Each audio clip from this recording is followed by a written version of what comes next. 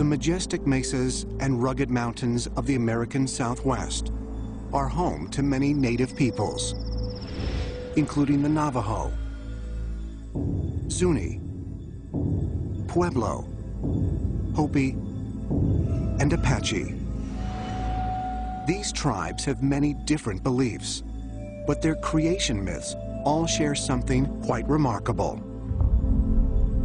Where we're talking about our origin, and you know, you hear the stories about us coming down from Alaska through the Bering Strait, but what we believe is we came out from the ground. The Apaches and other Pueblo Indians, such as the Zunis and the Hopi Indians, all have this legend that they emerged from some underground world into today's world.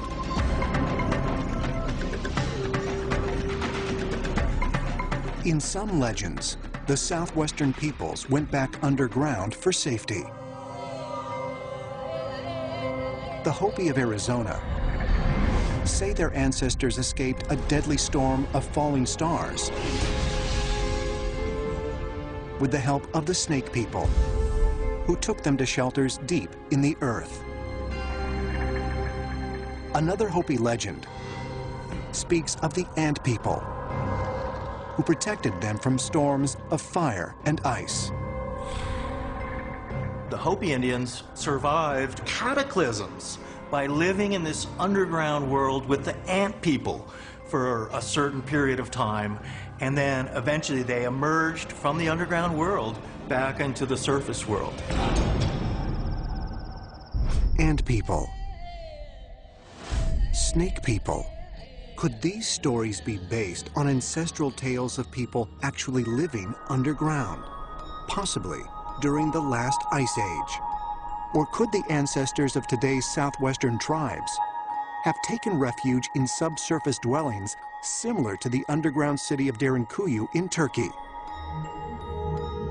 If so, over the centuries, might they have developed physical traits like large eyes and fingers that made them more closely resemble actual earth-dwelling creatures? The shamans and the elders of Native Americans, they will tell you that before these people were able to emerge out of planet Earth, they were brought here by the star people, the star gods, which arrived from outer space. I have stood in front of what are called the Ant people and some of the very strange, large-eyed drawings on the rocks, and wondered, am I looking at Native American interpretation of what today is called an extraterrestrial biological entity?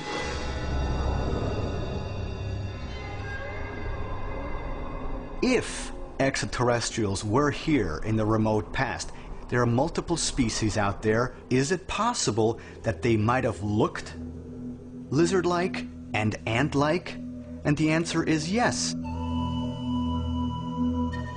Is it possible that these underground creatures of Native American legend were actually alien visitors? If so, could some of them still be living beneath the surface of the southwestern desert? For decades, stories of encounters with UFOs and alien beings have been told among the people of New Mexico's Jicarilla Apache Reservation. Some of the aliens in these stories bear a strange resemblance to the ancient tales of the ant-like and snake-like beings from the Hopi legends. There is things up here that no one can explain. The Jicarilla Apache Reservation is located next to the small town of Dulce, nestled in the shadow of the over 9,000-foot-high Archuleta Mesa.